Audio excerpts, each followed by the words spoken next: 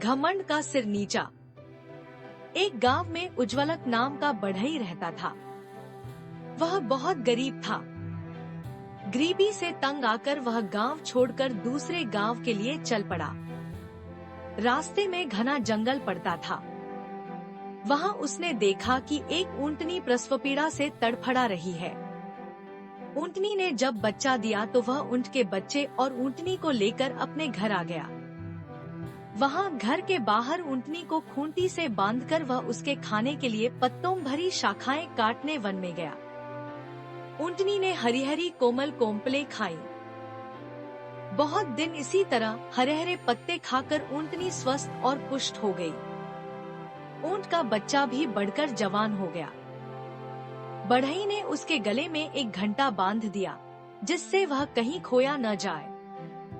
दूर से ही उसकी आवाज सुनकर बढ़ई उसे घर लिवा लाता था। ऊंटनी के दूध से बढ़ी के बाल बच्चे भी पलते थे। ऊंट भार ढोने के भी काम आने लगा। उस ऊंटनी से ही उसका व्यापार चलता था।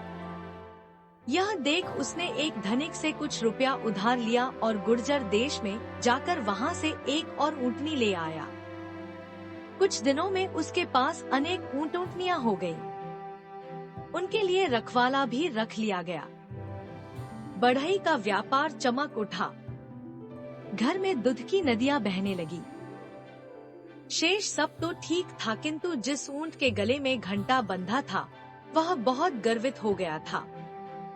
वह अपने को दूसरों से विशेष समझता था। सब ऊंट वन में पत्ते खाने को जाते तो वह सबको छोड़कर अकेला ही जंगल में घूमा करता था। उसके घंटे की आवाज से शेर को यह पता लग जाता था कि ऊंट किधर है। सबने उसे मना किया कि वह गले से घंटा उतार दे, लेकिन वह नहीं माना।